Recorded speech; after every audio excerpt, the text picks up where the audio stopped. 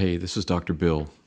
Today's episode is an interview with a neighbor of Doug's who had an interesting UFO sighting a few years ago.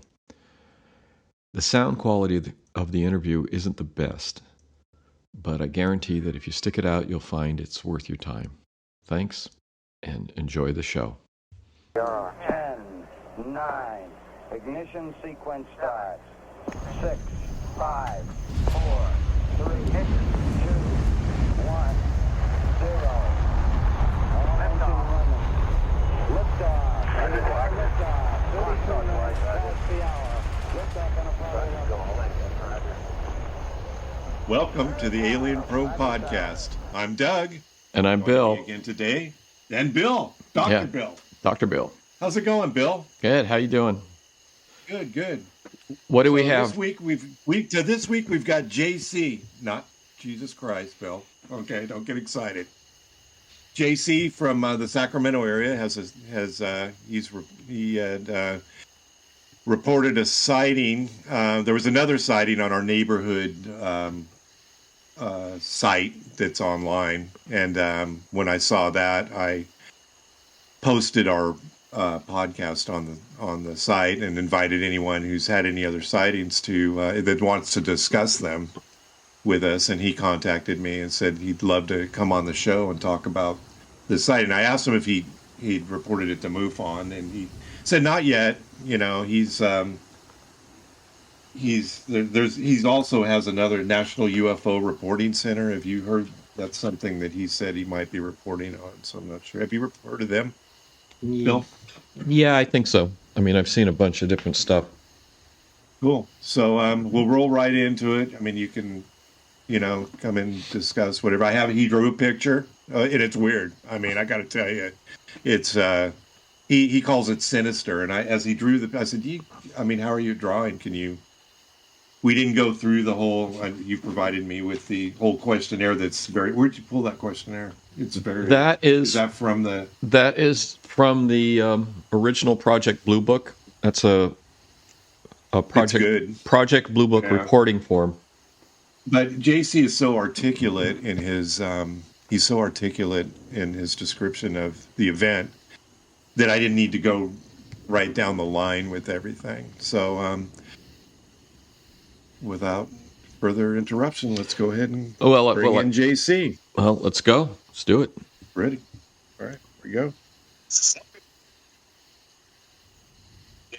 A little UFO corner with an acquaintance of mine, JC, who has had a sighting, and actually local, in Rancho Cordova, Sacramento. Yeah, Sacramento. What part of Sacramento? I mean, you almost Rancho. Almost Rancho. East Sacramento. Yeah. So I'm just south. I'm on the other side of the river from you. Not that far away. Just the other side of the river. So I'm on the south shore of the American River, just not too far from here. And you can't cross. Previously, Bradshaw's my exit, and you can't get across the river here. So, as the crow flies, I'm probably a mile away from you. So, and you're an Ansel Hoffman golfer? I play there once in a while. I play a lot of golf every week. Every Saturday, I play with a regular group of guys, and we play mostly on the 80 corridor. I'm in the men's club at Empire Ranch, so I play there quite a bit in Folsom. But so we just decided that was the course that week, so we were out there last Saturday. So nice neighborhood. I like it out here a lot. Yeah. Deb walks Max down there. Man, we hear Max on the show every once in a while working. Not from. I'm as a Bay Area transplant like you. I've been out here. I don't know, about 15 years or so, I guess now, somewhere in that neighborhood. And, Sacramento's an interesting town because, like I mentioned, that you're being landlocked on that side by the river. And it's places, and then 50 kind of runs, and a lot of people from the Bay. I was 50 to South Lake Tahoe, but to Reno, and it kind of moves a little bit northeast, where 50 runs real east and west. So there's this big piece of pie shape starting in piece of pizza from downtown Sacramento all the way to all these little pockets like Carmichael and Citrus Heights and all these areas that you would never see. There's some really neat neighborhoods in here. So thanks for having me. It's cool. Yeah. Just driving to the golf course on Saturday. I only played that course ball, and I just was really worried about where I was going. So this time on Saturday, I knew a little bit more, and I was able to look at some of the houses and the lot sizes and stuff. And Very I was like, wow, interesting. it's kind of nice. Yeah, they're This is our golf corner. Sure. What do you do without missing a company? What do you do for a living? So I'm a sales rep for a very large, actually the oldest and largest in the world uniform and linen. Oh, no kidding. Company, yeah. So I sell linen and uniform rental services to, healthcare, industrial uniforms, food and beverage. I've used as a manager. I've been in operations management, so we've used a couple companies like. Yeah. I think it's Mission or System. Sure, yeah, our both of those. So you've heard of mine as well. There's a good market. I always liked it because we never had to watch anything. 6 years after, it's weird being in a rental industry after, well, it's not weird anymore. I've been doing it just had my 6-year anniversary, but I came 20 years in retail with the nation's oldest and largest retailer, Macy's. Different divisions, different store executive, corporate executive.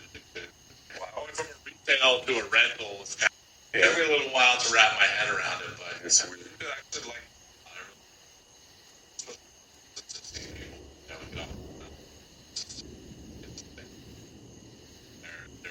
succeed is pretty fun. Yeah, I was a general manager for Grand Tree Furniture, so Okay. a rental. Yeah, we did. Consulting services and Yeah. So you saw this. So what part of?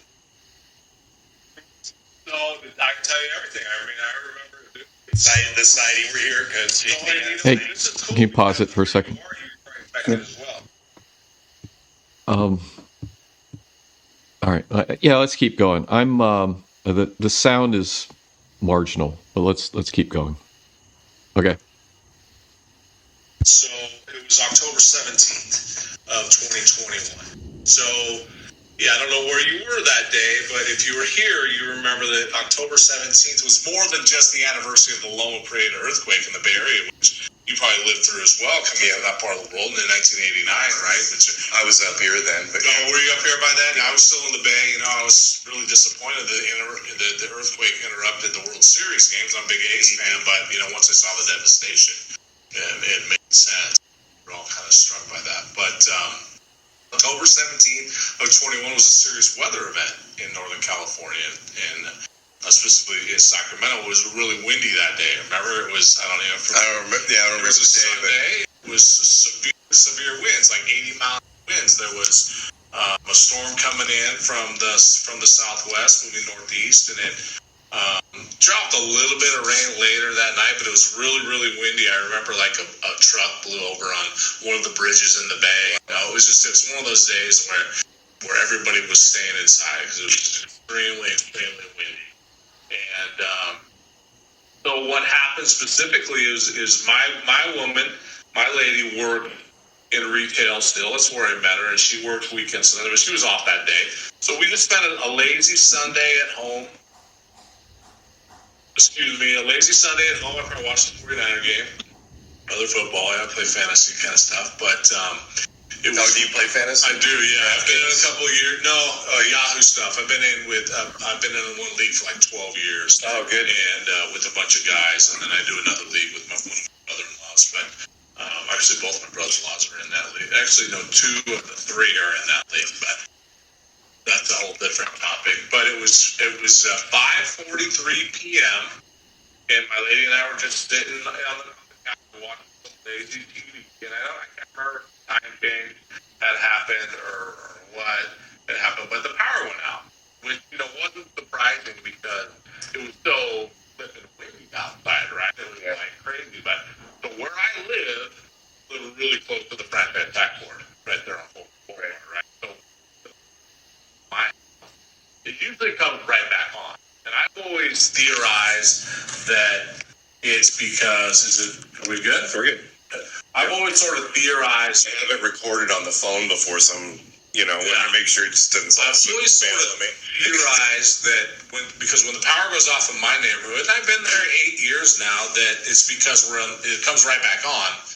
Because we're on the same grid as the franchise tax board, right? They don't want the power being out. No. I would think that they probably have their own substation or generators or whatever, but no, it goes out. Seb's a state worker. When it goes out, it's out. Yeah, so, but I always just kind of summarize that because when the power goes out in my neighborhood, it comes right back on, and I just always thought it was because of that. I'm weird. How would your girl think about? Have you talked to her about the UFO? She saw it too. She saw it too. Yeah, she saw it too. Was she a believer before that? No. Has she ever seen one? And she's still not. Yeah, she just thinks it was. She doesn't know what it was, right? She saw the tail end of it as it was trailing away. But my apologies. Sometimes I break in. No, I'm going to get to the story, but I have a lot of background in like platforming. Sure. Right, in presentations. Yeah. So I'm detail oriented, and I want to tell the story. So I appreciate your have patience. A lot of background in interrupting and interjecting my own question. Cheers. We're here drinking Bullet whiskey, yes. As we do this, which is different. Usually Bill and I do it in the morning, and it's not. It's a little early. It's Friday. It's a little early on Saturday morning, but this is a first for the Alien Pro podcast having a cocktail day. I'm just getting into the podcasting thing, but listen to Joe Rogan a lot. I love Rogan. I love it. I always liked it before. I just never really worked the podcasting thing into my time schedule kind of thing. But I figured out a way to do it. Do you like the WWE? No. I'm not into wrestling. Yeah, I don't. That's the thing is, if I see an episode when he's interviewing one of those guys, I don't. Those fighters, like I don't want to watch grown men roll around. Okay, so have you? Like that's not my thing. Before we get into your you've heard of Bob Lazar? Yes. So did you hear the interview with Rogan and Lazar? I did not. Listen to that one, because Lazar allegedly was an employee of Area 51 and has seen UFOs at Area 51, I think about 5 or 6. And Lazar's got the best description of the activity at Area 51, what's called S4. It's off Area 51, and it's the side of the mountain comes up. And he worked in the offices in there, and he was doing reverse engineering. Yeah. So his story says. I've seen other interviews with Lazar, but I haven't. He's totally believable. And absolutely. And I'm a believer in this whole deal, right? Which is what even more crazy about, my. And we want to believe. That's the thing. I mean, I want to believe. I don't check out before we find out what's going on. Yeah. And close to every day, it seems like. It is. And I don't know how old you are, but I was born in 69, right? So I was born, my dad likes to tell the story. I was born July of 69, and my dad likes to tell the story of how, I'm his firstborn child and how he held me in his arms when he watched men walk on the moon, in the hospital. And I was born a couple days before that. Did you ever talk to your dad about this kind of thing? I told him this story. Is he still alive? Oh, yeah. Oh, good. Yeah. He's okay. 80. He'll be 82 in October. My dad just all my dad would say. I think it's the reason why I am interested in it. Is my dad was not the kind of person you would think that would believe in this type of thing. Yeah. But he just said it's impossible that we're the only ones here. It is. That's truly is. And I think it takes someone who's. It's my personal belief is the narcissistic to believe that we could be the only.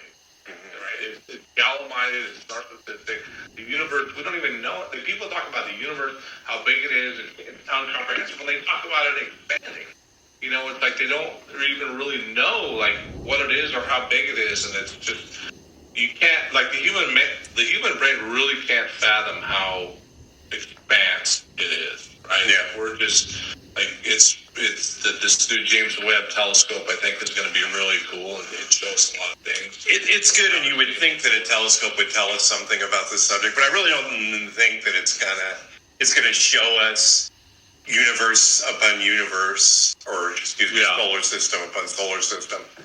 I think it'll show us more Goldilocks planets, though. Yeah, that it will. I had read something about it, and I always thought that it was the James Webb's primary function, or the way it was pitched when it was funded, was that it was about NEOs, that it was about helping to track near-Earth objects, because we all know those can be apocalyptic. Yeah. And that's I have a whole other theory on that whole situation. But getting back to sort of the story, so before we get too far off track.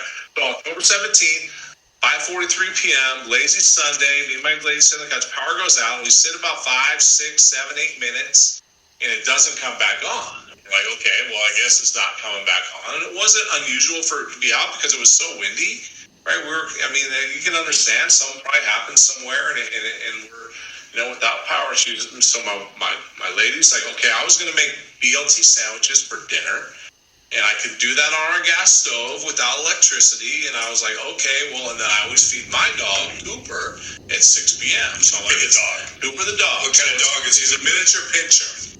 Oh, no kidding. He's a miniature pincher, yeah. So he's a little German trench warrior. It's like World War II or World War I when they made their heyday in those trench fights. Did they? Yeah, I didn't know that. They were bred for that, yeah. So they're barkers, right? So they hear us down and they go crazy. Like they're good little watchdogs that way, definitely, yeah. But so I'm like, okay, well, I was going to feed Cooper anyway. So she starts to cooking the bacon, and she opens. We have a 1-story flat with a pool in the backyard, and we live behind a park, and then the park entrance. I'll get into that in a second. But so I feed Cooper, and then of course after I feed my dog, I always take him right outside, right? That's what you do with your dog. Take him for his little jaunt to do his business after he eats. So she's cooking bacon. I feed the dog, and so it's about a few minutes after 6, 10 minutes after 6 maybe, and so I take Cooper out front. So my house faces south. So I walk outside, and there's to the right of my house is a park entrance to the park that's behind my house, which is big, and one row of houses in the river. And then to the left of me is my neighbor's house, and then to the between their house and the next house, there's probably 100-foot sequoia, or I don't even know what kind of tree it is. It's probably 100 feet, and it looks like a giant Christmas tree. It's just this giant, perfect pine tree, like a Christmas tree. And then to the right of me is the park entrance. There would be the west with a, probably a 75-foot cottonwood tree in it, right? And so when I take my dog out for those quick jaunts, like if I'm going for a walk, I'll take him. Going out, like for a quick one because it's so windy out there, and if we're going to do our business, we're getting back in the house, we're just going to go, and I'll kind of let him do his own thing. So sometimes he likes to go under that big tree to the left. Sometimes he wants to go to the right, and so he decides that he's going to go to the left, which would be the east. So we go to the east, and we go to that big tree, and I'm looking up at the sky, and it's like I can see, as soon as I walk out, I can see the trees. Like there's Sacramento trees everywhere, right? And they're just blowing like crazy. The wind is just going bananas, and the sun is just setting, so there's this storm that I can see coming in from the southwest, and so there's all these gray storm clouds, but the lights refracting off them from the sunset, so they're, the outer parts of them are glowing and beautiful, orange and pink hues, and it's really beautiful. And so he decides to go to the east, kind of away from the sunset, and so we go to the east, and he kind of sniffs around, then he decides he wants to go back to the west, and so we kind of go to the west, and I'm just still kind of looking at the trees, and I'm like, wow, just let my dog do his business. And the storm was coming from, as we head back west, the storm was coming from like the southwest moving northeast, right? So it's like coming right at us. And there's where the sunset is, the sky is kind of clear. Now the sun is just dipping below the skyline. It's not blinding. It's still high enough that it's putting light in the sky and off the clouds and stuff. And I see this black object in the sky, like off directly to the west. Like if you look straight down my street, in the open space of the sky, there's this black object. And if you've ever seen a bird, like a bird of prey, like a falcon or a kite or a hike and a kite, how they like hover over their prey, and they just sit there still in the air over their prey. And this is some distance away, right? So I'm thinking, what is that bird doing in a wind like this? Like, how could that bird be sitting that still in a wind like this? Like, it's like, you can look it up. It was like 80-mile-an-hour winds that day. It was bananas, right? And there's like, like I said, trucks blowing over on the bridges in the bay, and just some crazy stuff happening. And so I'm like, my dog's walking, sniffing around. I'm like, what is that? Like, is that a bird? And it was like a little black object with a pointy top. Like the top off it was a point. I remember, like, I thought it was a bird at first, but then the more I watched it, I just transfixed on it. I'm watching this thing, can't take my eyes off it. And I'm like, how could that be? How could that bird be sitting that still? Right? And then I'm like, okay, it's not a bird. Like, what is that? It's not a bird. What is it? And it's like, then it gets to the point where, if you've ever seen a plane off in the distance, and there's two lights that look like, you know, the plane lights or whatever lights you're seeing, it looks like it's sitting still in the air. And you're like, what the hell is that? But eventually you realize that it's coming towards you. Right? And as it gets closer, it starts taking shape. You realize, oh, it's coming towards me. It wasn't sitting still. Yeah. It's just the directional that it's on. You can't really tell. It's an optical illusion.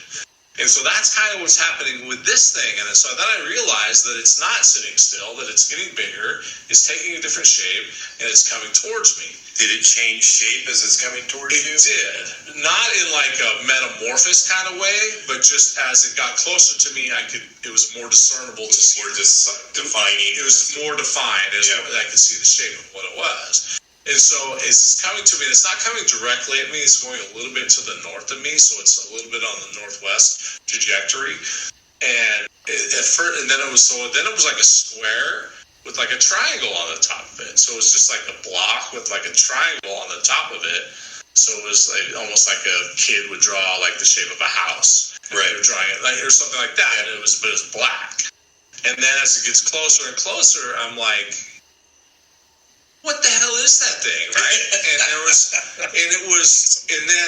So basically I got this front view of it, and then I got a side view of it, to the point where it was directly not over me, but really, really close, like going over the park behind my house. And I know that it's like, I've thought about this a million times. It's very difficult to judge size, speed, and height and altitude from the ground, right? You can't tell. So if I was to estimate it just based on my surroundings, like the 100-foot tree to the east of me and that kind of stuff, I would say this thing was probably 500 feet in the air. It was as big as a good-sized car or a pickup truck, and it was probably going 35, 40 miles an hour. And what was crazy was that we're talking about a severe windstorm, and this thing wasn't reacting to the wind at all. It made no sound, and it was just cruising. It didn't make any crazy maneuvers or anything like that, but I was close enough to it that I could see that it wasn't moving at all with the wind. It wasn't bouncing up and down. There was no side to side. There was nothing. It was just moving at a steady pace, cruising like right across my eye line. And I got a view from, like I said, I got the frontal, the side, and then when it was right here, it was a full side view. And I'm at the point where myself, I'm like, what is that? Or like, what the heck am I, what is that? And to the point where I'm thinking that, so I'm audibly saying that. Like, what the hell? Is anybody inside? Because it was one of those days where everybody's inside, and of course I don't have my phone on me. Yeah, because I wasn't taking my dog for a walk. I was taking him out to the front yard to do his business, and we're going back in because the weather's nasty. And Mom's cooking dinner, right? So I didn't have my phone on me, and I believe me, every time I go out now, I'm like, oh wait, I gotta grab my phone. I will never do that. So you know, one of my philosophies is if it has light, and it didn't have lights, but one of my philosophies, and I don't know if you've heard it on the podcast, is as Bill and I talk about it, if it's got lights, I don't believe it's alien technology. Right. Why do they need lights? Right. They're not going to run in. Yeah. They're not worried about anything running into them, and they're not going to run in. Like the black triangles that people see. The three lights on the. Well, the three lights, the triangle with the three lights underneath. Yeah. The Air Force allegedly has a experimental. It's called the TR-3B, I think, and it's got. We believe extraterrestrial technology in it. And you know that, you know, it can't, if you see Star Trek and they go to warp, that it's got I think it calls it an inertial dampener or something, allegedly, you know, in the story, that prevents you from slamming and liquidating into the bulkhead when the thing all of a sudden shoots off into light speed. So, you don't need... you would have to have something like I don't think they have that technology yet where we can do it. I mean, it moves quickly. Yeah. But autonomous twist kind of a thing. Yeah, this is something completely different. So I got a really good look at this thing, and there's a couple things. I'll just find the shape in a moment, but there's a couple things. Like, one, this thing was black. It was blacker than black. I remember years ago reading an article or a headline or something about, MIT or Caltech or one of these guys trying to discover the darkest color possible. Right, like there was a study that they were trying to discover the darkest color in the universe, right? Really? That's what this thing was like, right? It was like flat black. There was no light refracting off it, so I think it was black, but just dark, like just black. Yeah. And that was kind of freaky because it didn't have any lights on it. It didn't make a sound, and it's almost dark. And this thing's flying at 500 feet. Like I live, on the path from Mather. It's not, from to the southeast of me. And that, sheriff helicopter flies over my house 10 times a day. Like the rest of us. And it's like I'm on the ghetto bird. Like that. The ghetto. Well, it's Star, right? The guy died flying it, so they don't like to call it that. I know some sheriffs. And but it's dangerous, right? So that thing, it's just dangerous. And I did not black with no lights or nothing. Yeah. Like there's aircraft flying around, right? And so that it made no sound, and like I said, it had no lights. The shape of it, if you can imagine this, was picture a square, like a perfect cube. But on the top of it, there's like a hood that extends to a really, really sharp point that's the same size of it, right? So if the cube is, maybe 10 by 10 by 10 cube, this thing is, the hood of it's like 30 feet. That's coming off the front of it to a point and a loop, almost like a boat that's upside down. Like an upside down boat, but not like a dinghy or whatever. This was think of it like a really stealth tea-boat, right? There was something really sinister about the shapes, almost like something out of like a movie or something. Star Wars. And not even that, right? It wasn't sexy. It was sinister. Oh, really? It had, the angles of it, right? And the lines on it were just really, and I wasn't drunk or stoned or nothing that day, it was just something that I saw in the sky. And then it had so as near as I could tell, and I could see it only because where the back of the craft ended off of, where the light, I could see the light, it had these little balls at the top of the square where it met sort of the body in this hood. There was a little circle that came off, a little nub that came off at that point. And I was thinking, well, maybe it's a drone, and that's the rotor thing. But that doesn't make sense. It was too big, didn't make any sound, didn't have any lights, and the way it was moving, the wind would have affected a craft. It was man-made, I feel like, right. You know what I mean? It was just bizarre, but it was who's the director? I was going to look at the director that did District 9, and I love sci-fi stuff. I'm a believer like you. I want to believe. I want to believe, and I don't know if it's. I wish I would have seen something like you did. I haven't. Well, and I don't know if it's because I'm a product of the Star Wars generation, where I was 7 years old in '77 and it came out and it changed my life, and it was the greatest thing I'd ever seen at that time. I'm still a fan. The shit. I'm still, but it's I always hoped that one day I would be lucky enough to see a UFO or a UAP, the phenomenon, right? And then I could decide for it. Hopefully it wasn't in the middle of the woods and I was getting abducted or something like that, fire in the sky. Exactly. Something like that, but that, and then I could decide for myself, just to have that, that experience to, know that it's a real thing. And what I saw, and like I told you before, I've done I've looked at the MUFON site, and I've looked at that other one where they do, and I could probably look that up on my phone because my buddy sent this, man, probably got the text in there still, but, and nobody sees anything like that, right? They see lights, and they see orbs, and they see triangles, and they see discs, and they see... We go over the MUFON, the monthly report, the big one. We have a local chapter in Oak Rock. Yeah, I didn't realize that. Yeah, maybe we'll go up to a meeting. They haven't done face-to-face meeting. They're doing Zoom or whatever right now, Teams or whatever it is. Bullshit. Yeah, so eventually they're gonna get out of that. But I'll let you know if they have a face-to-face meeting. Yeah, for sure. And MUFON is a good organization. But anyway, to your point, they have all of the pictures are vague.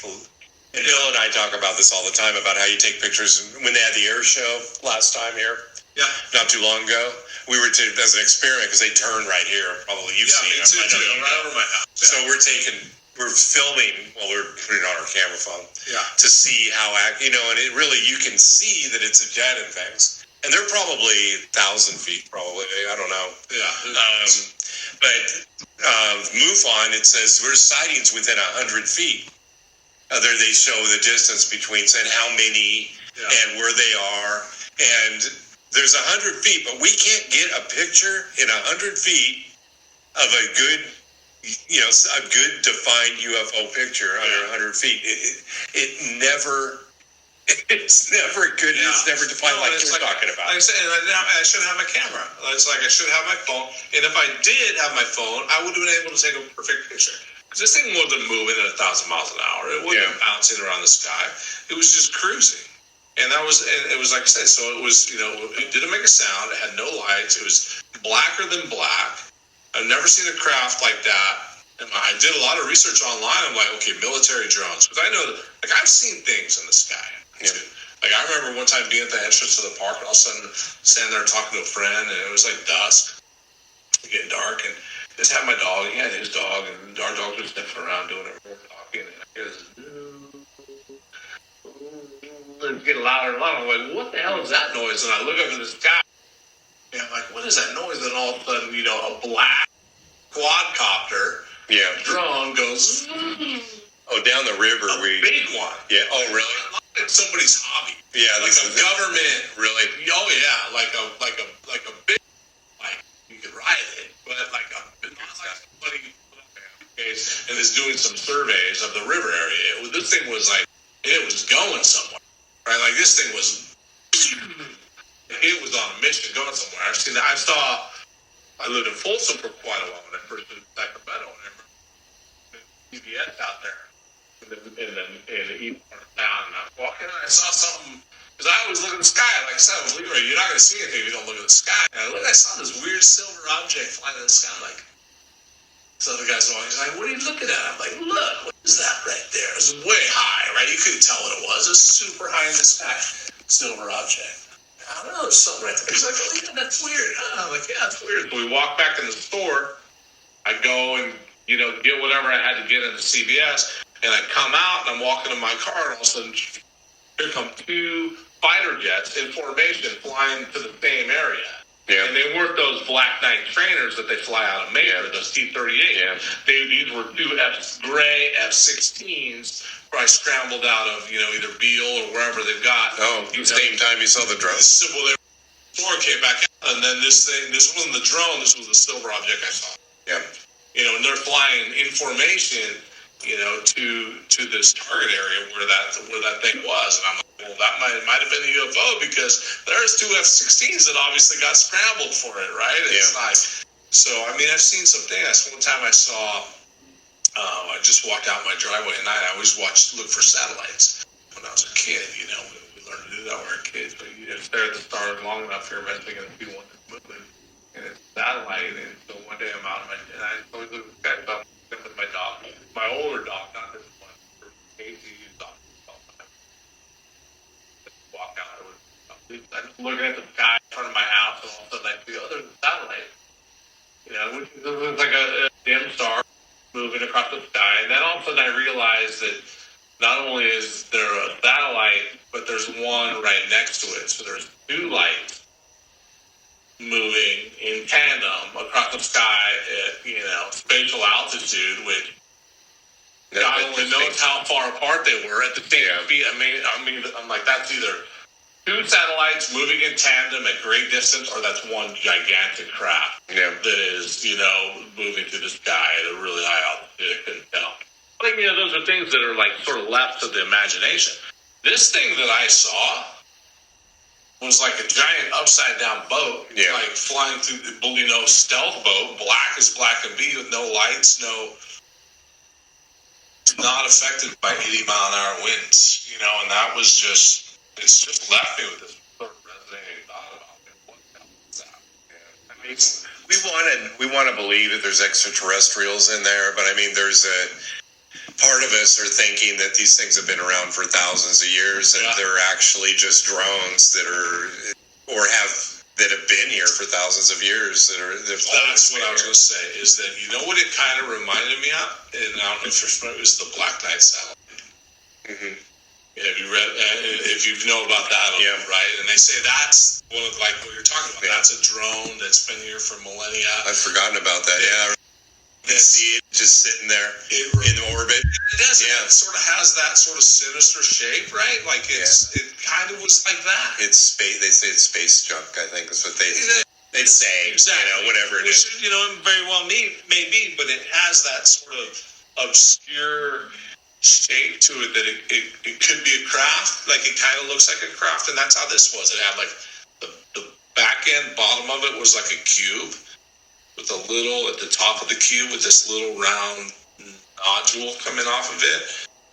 And then the top of it was like an upside down boat. But it was very pointy and sinister, and the angles and the shape of it were not like a super stealth ski boat or something, you know what I mean? But you couldn't see like a stealth fighter, right? You can see those sort of angles on it. I've seen them at the major show and the daytime stuff like that. Like I've seen not the Raptor, but the Lightning out there, and that 35 Lightning, and it's like you can sort of see the lines of the mechanism and things like that. Like it was light enough out that I could see it pretty good, but it was just black. Like this thing was so dark, and I'm so grateful to be able to share the story with somebody that's interested. So how we met, to speak. I mean, we have a neighborhood. We had another gentleman that had a sighting. Yeah, I was never, But he saw like an orb in the sky or something. Yeah, he saw it was like a shiny. Yeah, people like Mylar. It's a Mylar balloon. And that happens, right? Like I get that. Yeah, I don't know. Yeah, and I couldn't get that video to the. I'd like to get it to the TV where I could actually see a little in better definition. When I pulled that up, there was no video embedded on, because I do it on the app on my phone, and there was no video there. Yeah, I had the video, but I couldn't get it to play on anything but that on my little phone. Yeah. And you can't really see it, and I respect the fact that he... But other people saw it, I guess. Yeah. And did you see how many comments were? So many comments. There's like 200 and something comments. I know that's the way we... And that's why I put the podcast on the... and said, hey, if anybody wants to talk about it, but MUFON's the way to go. MUFON's we like our local MUFON chapter, and we post our episodes on the MUFON, the Rockland MUFON chapter, because those guys do a really good job, and they're just, How many listeners do you have? We've got on YouTube, we have 400 subscribers. It's not gigantic. We've got 72,000 downloads. In Omni, where it's every other platform that's audio only, is we have thousands on that for the amount of time we've been listening. It grows all the time, but it's a hobby. I mean, this is not a revenue. This is not something we did, Bill and I. Well, Bill's been I started it. My son Robert, who is in Austin, and Robert, the way this started is that, I'll give you a little background about the podcast, is that a couple of years ago, I said, I'm going to retire in a couple of years, and I really would I love UFOs. I'd love to start a podcast. What do you guys think? So I sent it out to all my friends, all 4 of them, all my good friends, and Robert. And all of a sudden, Robert put together the platform for the podcast. We're on every webpage. We have a webpage, so we're on every podcast platform there is. No, it's cool. I like it. So he set it all up for me, he always teases me. He's a comedian, and he's done stand-up. He does stand-up on and off. And his big thing is, I started a podcast for my father, and, Dad's 60-something, and he's technologically challenged, so now I have a podcast because he was having to do almost everything for us. Now we're good with it, and we've learned to, maneuver around in the mechanics of all the, the recording, and we work on Discord, and we work on OBS streaming, and but he started it, and then he started it up, and then handed it over, and then we still show him as the executive producer, and he comes on and does it with me. So I have 3 boys. So my middle son refused. He's like, I'm not coming on. I have one son that says, I am not going to go on that. He's why is that? Is he's that guy. He's that guy. He says, I do that, and he's the motorcycle guy. He says, I do motorcycles, and I do these other things that he will not. Well, that's Johnny. We always. Like a lot of people are.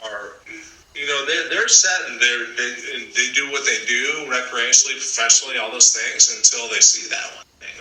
If you see it, if he ever sees it, he's on in a second. But he says this: I can't. If I can't see it, I can't touch it. Yeah, that's what it doesn't exist. And I've always just been a believer, right? I just always felt like the universe is way too big for us to be the only ones. And I have lots of different theories. I'm a big fan of like Prometheus, like that theory, like how we were seated here. And like I remember I read something one time about how they say that they've actually, as far as space exploration, they've actually tried to send people beyond the moon, and like they can't because there's basically satellites out there that are basically cage us in.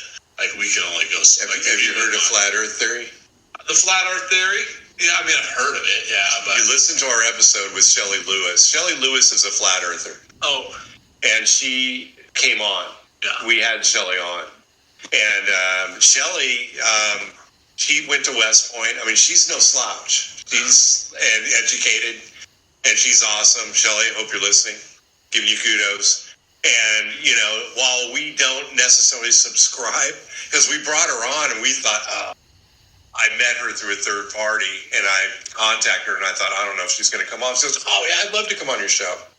So we interviewed her, and my brother and I, my brother, Mopar Kevin, he loves Mopar, so we call him Mopar Kevin. And he came here, and then we interviewed him. Liking those gas prices, I bet. Oh, yeah, he's loving that with that SRT.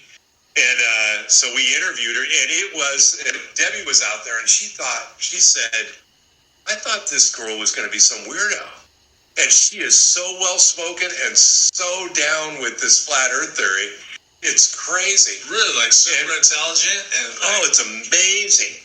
And I said, yeah, and we did the interview, and we did it on the podcast, and we shut down the podcast. And Kevin and I looked at each other and went, oh, this was amazing.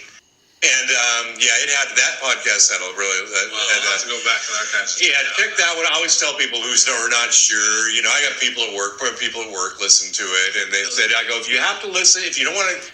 My sister is. I don't want to pimp it too much, but my sister listens. She's in Florida also, and she listens. We do a lot of it is research from the past, from 47 and before, and we're doing a lot of things happened in 47. There was hundreds of sightings in 1947. Sure. So Bill and I are going through, we're talking about things there, and there's books. What year was when the UFO swarm in D.C.? I believe that was 47. Yeah. But there was a lot of things that happened, and we don't know what was up with 47, but we've read through a lot of the incidents in 47. My sister listens to it, and she's is a fan of the show, but isn't a fan of, like you were talking about how you heard, I hear crickets. Yeah.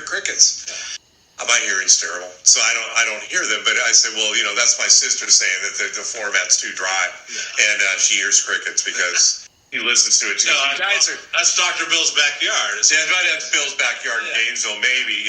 Go Gators. And so, yeah, it's But yeah, it's a lot of history, and So we're wading our way through history. We do a lot lately, unfortunately, or fortunately, we talk a lot about, even though our tagline's anything weird. So it isn't just UFOs. You know, Deb and I we did an episode on everything weird. Weird. Listen to that one. Yeah. And Deb's really good. She's a trooper. Deb is a trooper. She'll come on. What is your theory? Tell us something about history. Like, you know, one of the theories that I've sort of believe in, and I've read, is like what do they call it? Another civilization. You know, it's funny if you think about it, right? So everything that we see in this room, from our cell phones and the components in them to the glass bottle here, this cup, you know, the house, the walls, the fan, the electricity, all this stuff. Everything that's in here, if you break it down, is made from the earth, right? It's been, you know, I mean, synthetic or whatever. It's all made from stuff that's here on Earth. It's nothing that's from space. It's just all stuff that's here on Earth. And as far as, like, I forget what the theory is called, but like cataclysmic events, like, it seems like, from what I've read and what I've seen, is that, like, history is going back farther and farther all the time. Like, the scientists will say, oh, this is from, you know, we can carbon date this to this time frame, and then, you know, years later, like, actually it's really from this time frame and this time frame. Like, it's really possible that there have been technologically advanced civilizations on the earth at such a time point that they have been completely returned to the dust that they were born from. And we would never even know, right? So it's like, that's one of the things that, like, how old is the Earth? Theory is, well, the theories, there's several theories, but lots more than several. The Earth is civilization has crumbled and rebuilt itself about 4 times. Yeah. And, you know, that you see the... you know, you said crumbled, I mean, like, literally wiped out, came back, wiped out, came back. Yeah. I mean, that's one theory. We don't have, obviously, on this show, we don't have the background and proof. But, you know, there's the old, I forget what they call it. Robert always has to remind me of what it's called when you find ancient batteries that have come from. Sure. That all of a sudden they dig this stuff up. I don't know if you've ever saw the show on cable where the Earth, I forget what they call it, the Earth without civilization, when civilization, you know, something wipes out everything. Let's say the pandemic wiped out the whole world of people. And then what happens to the buildings? Okay, everything just dissolves basically. Eventually, over time it would, right? Like, nothing lasts forever. Like, we see, but Stonehenge is here. How old is it? Yeah. You know, I mean, do you watch Ancient Aliens? I do, yeah, absolutely. That's a really good show. Yeah. I mean, I think, you know, I don't know how long have we been here? How long has we been here this time? Nobody knows, right? Yeah. But to the point of, are these spacecraft, are they from eons ago, and they're just drones that have been sent here by another civilization? Are they from future us? I mean, yeah. Are they, you know? But everybody wants to equate these. Everybody wants to equate these things. Oh, there's aliens. Little green men. Are the little green men really? You know, are they really? Is that something, or is that something? Remember H.G. Wells' War of the Worlds, and it was in the 30s. And did everything kind of start to develop from that? And where'd that come from? You know, and it's, you know, then there's Roswell. Did that really happen? It happened, but was there really spacecraft? Yeah, and our theory was, you know, Bill and I always talk about it. I always say Wright-Patterson Air Force Base is where they're keeping everything. It's all there, Everything's at Wright-Patterson. I'm here to tell everybody that, and everybody's like, yeah, Doug, I heard it. I heard you. You know, it's not at Roswell. It's not at Area 51. And Wright-Patterson is housing, and that's where I think they're keeping everything. Right. Yeah, that's the. You know, I thought it was the warehouse from Raiders of the Lost Ark. Yeah, I think that was. Yeah, at the end, the final scene where they have. You know, I love that. All that stuff. You know,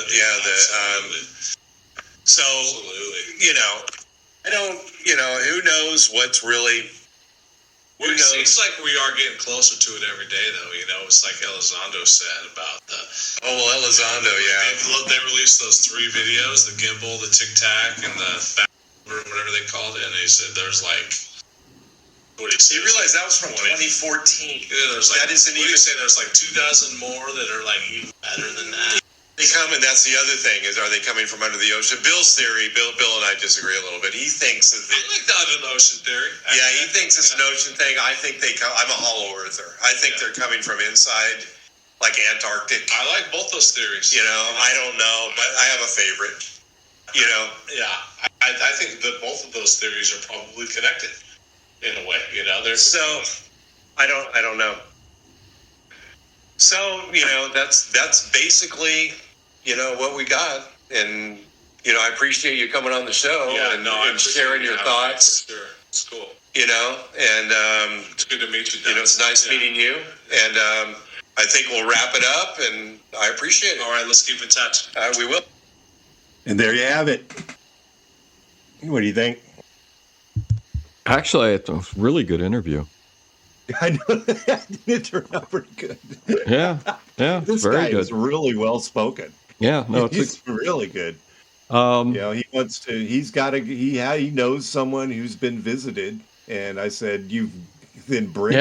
Yeah, we'll do that. We'll do one, but I want to include you on that one. I think we have to find out. I have to improve my technology. So Yes. so that we can make that happen. Yeah, the recording I think worked out okay. I was a little worried, and it did. I moved it back after you said that. It was a little bit too close to the microphone. Okay. We're playing it for everybody. Yeah, we're playing it off of a cell phone. Yeah. And my game room. It's not really the fault of the phone. It's the reason we moved the show out of the game room from the early episodes for this teeny sound. Well, so yeah, I mean it's we're learning to use this modern but technology. He is good. JC is a great interview, and he's going to be back. Yeah, that was Definitely. very good. The description was awesome. The object was interesting. I was looking in some of the weird. Yeah, weird. I was trying to look to see if there was anything that looked similar to this. I'm sure there has been, but I was looking through some of the pulling that book out. Have I seen? It seems like I've seen something else like that, but I have science fiction movie. There's a diagram that Project Blue Book used for saucer shapes, and I was looking at it this week, and I can't remember which book it's in. Actually, I know which one it's in. It's in one of these old flying saucer magazines, and I don't have it handy. It might be in the bedroom or in the other room. But they have a chart. Project Blue Book put together like a chart of the different shapes. It's like pretty good. And it's in one of these. I don't know where the other one is. I have two of them here, and the other one's, it might be over there. I'm not going to run over and get it. But yeah, it's good. You can dredge it up. Maybe there's been something like that somebody has described. Well, give me a second. Let me just look over there real quick. All right. Meanwhile, Bill goes to the bedroom to go look at his, different flying object illustrations. Maybe we can find something I have seen something that's similar to this. I just can't figure out where exactly it was. Yeah, I found it. So It was. Oh, cool. It was behind me. I actually marked something in here. What did I mark this? Oh yeah, this was the. This is it right here, which I was looking for. This is the official drawing of what the Air Force considers the most frequently reported shapes. The array says the Air Force has only conveyed people some idea of the variety of shapes that have appeared. It does not give an adequate impression of the relative frequencies. There's nothing here. I'll hold it up, see if I can get it. I'll hold it up, and I'll see if I can get it focused. Technology. Let me get a focus on it. Heck. Oh, I don't see anything that looks. No, this is a good thing. They're mostly one of the. It's mostly saucer shapes. This is what I was looking for earlier. It was over behind me where I couldn't see it. But yeah, these are just traditional saucer shapes, and let me back and focus. So, yeah, I'm not seeing anything that looks like a like what he described. It's a real interesting sighting. Good interview. Good sighting. There is one of these is a little triangular, but it doesn't really. Nothing that's really been described. And it makes sense. I mean, I don't know what this could be other than something otherworldly, but you never know. I was don't really know where these things come from. Yeah, and then there was also, I was thinking it could be an airplane maybe he was seeing, but then when I was looking at this book, they have, this is outdated, but it has potential airplane shapes. I saw it earlier. I should have marked it.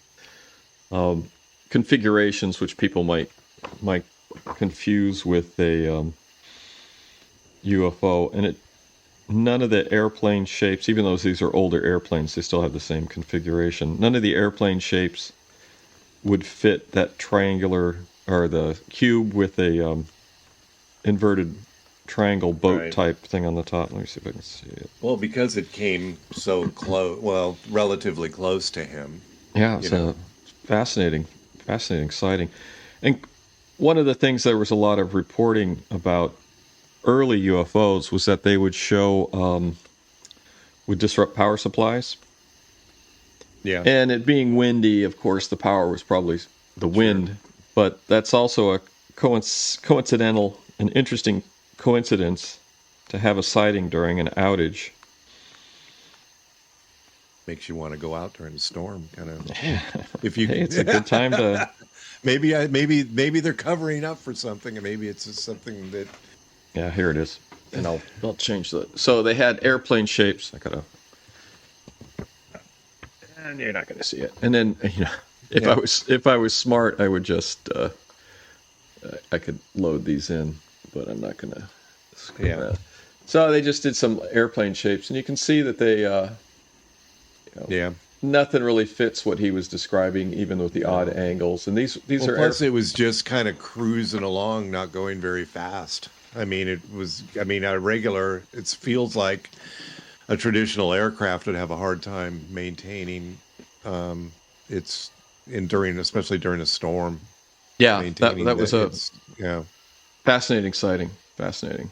Very good. Very I nice. definitely urged him to report it to MUFON. I think that would be good that they have in their archives. Maybe,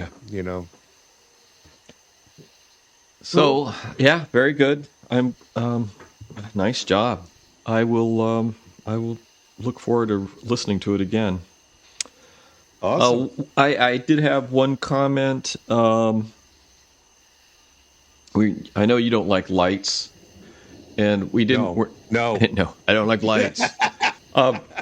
We're going to talk about Chris Lato next week. We'll do this. Chris Lato did a really nice little video on the Gorman dogfight, which is one of the early classic UFO sightings. And I had written that one off as a weather balloon. Yeah. But the Gorman sighting, though, was a 6 to 8 inch orb that was illuminated white. So it was a white light. And what I've done, I pulled out the old sighting reports and other things. 6 to 8 inch. 6 to 8 inch. Watch the Lato video. I sent you the link. Yeah. And we'll go into that next week. Yeah, definitely. And I pulled out the old stuff about the Gorman sighting. I had written that one off, and his analysis is spectacular. As a fighter pilot analyzing the situation, it's completely turned me around on the Gorman sighting. And do it. It's like the Close Encounters of the Third Kind. They would have like the little tiny UFOs. Yeah. So this this is like one of those. And then maybe if we have time, we'll get back into the Alfred Ledding book with the sighting for next week and what's going on in 1947. We'll pick up our historical analysis of or historical review of UFOs. Awesome. You ready to wrap it up? Yeah, we'll wrap it up. Thanks for listening to the latest episode of the Alien Probe Podcast. We welcome comments, questions, or requests to alienprobepodcast@gmail.com. Visit us on Facebook at alienprobe.net, Twitter and Instagram at alienprobepod, YouTube, Alien Probe Podcast. Check that out. We're now on video. Thanks, Dr. Bill. Yep. Massive editing skills. Mad editing skills. Well, I don't do much editing. Robert, our senior producer, Robert Anthony, and JC. That was awesome. Thank you very much. And we're going to have you back on. See you next time. All right. Bye-bye.